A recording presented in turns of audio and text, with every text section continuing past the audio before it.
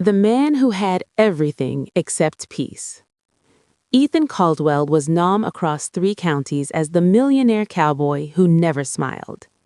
He owned over 20,000 acres of land in Montana, rolling green pastures, black fences stretching toward the mountains, and cattle so well bred that buyers flew in from Texas just to bid on them. His ranch house was massive, built of stone and cedar, standing alone against the wide American sky. Money had never been Ethan's problem. Loneliness was. At 42, Ethan lived alone. No wife, no children, no family dinners, just the sound of boots on hardwood floors and the ticking clock on the wall every night. 5 years earlier, his life had collapsed in a single week. His wife, Claire, had died during childbirth. The baby hadn't survived either. After that, Ethan buried himself in work and never let anyone get close again. Housekeepers came and left, none stayed long. Some gossiped, some were lazy, some were scared of the silent cowboy with sad eyes. One evening, after firing his third domestic helper in 2 months, Ethan sat at his desk and made a decision. He would place one final ad. The ad that changed everything. The ad was simple and honest. Single ranch owner seeking reliable domestic help.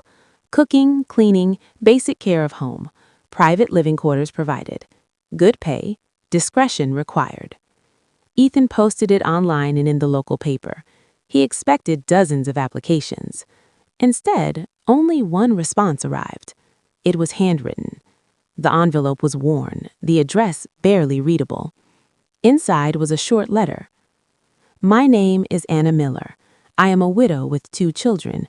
I can cook, clean, and work hard. I am honest and quiet. If you allow us a chance, we will not disappoint you. No photo, no phone number, just a return address from a small town nearly 200 miles away. Ethan frowned. 2 children. This wasn't what he'd asked for. But something about the handwriting, neat yet shaky, made him pause. Against his better judgment, he wrote back. Their arrival at the ranch. 3 weeks later, a dusty old bus stopped at the edge of Ethan's long gravel driveway. Ethan stood on the porch, arms crossed. From the bus stepped a woman in her early 30s wearing a faded coat and holding a small suitcase. Behind her came a boy, about 8, and a little girl clutching a stuffed rabbit. They looked tired and nervous. The woman walked up first. Mr. Caldwell? She asked softly. Yes.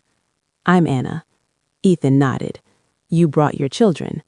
She swallowed. I had no choice.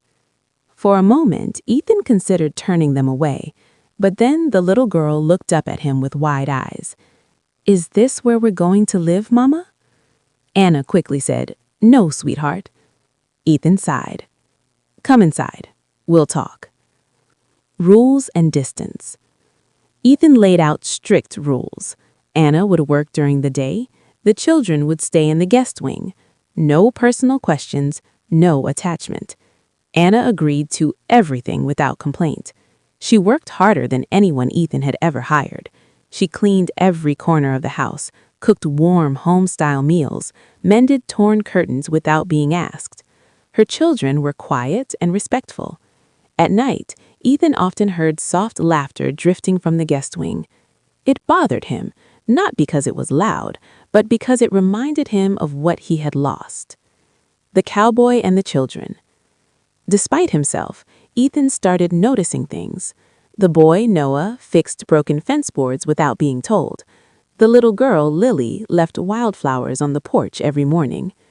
One evening, Ethan found Noah sitting by the barn crying. What's wrong? Ethan asked. Noah wiped his eyes. Mama's tired. She works too much. Something tightened in Ethan's chest.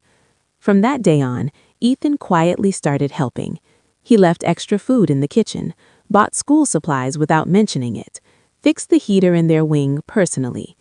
Still, Anna kept her distance. Until the night, everything changed. The storm and the secret.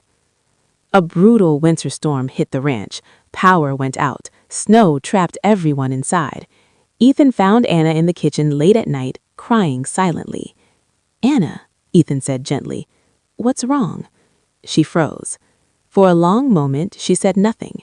Then she spoke. "I didn't tell you the whole truth." Ethan waited. "My husband didn't die in an accident. He was murdered." Ethan stiffened. "He worked for powerful people. When he tried to expose them, they destroyed him. After that, they took everything from us. Our house, our savings." She looked up at Ethan with fear in her eyes. "That's why I ran. That's why I answered your ad." Silence filled the kitchen. Finally, Ethan spoke. "You're safe here." Threats from the past. Weeks later, a black USV appeared at the edge of the property. Men in suits asked questions about Anna. Ethan stepped forward. "She works for me," he said coldly. "Any problem goes through me." That night, Ethan made calls.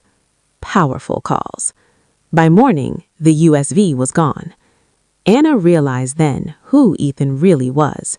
Not just a rancher, but a man with influence and a heart. Healing old wounds. Winter slowly turned to spring. The ranch felt alive again. Laughter returned. Warm dinners were shared. Ethan taught Noah to ride horses. Lily fell asleep on Ethan's shoulder one evening without realizing it. Anna watched from the doorway, tears in her eyes. One night, Ethan finally spoke the words he had buried for years.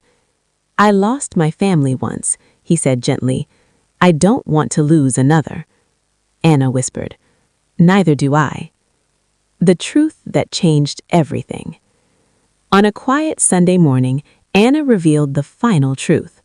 Her late husband had once saved Ethan's life during a cattle transport accident years ago. Ethan stared at her. "I never knew his name," he said. Anna smiled sadly. "He always spoke of you." Fate had brought them together again. A new beginning. Months later, Ethan stood in the same spot where the bus had once arrived. This time, he wasn't alone. Anna stood beside him. Noah and Lily ran across the fields laughing. The millionaire cowboy no longer lived in silence. His ad for a domestic girl hadn't brought help. It had brought family.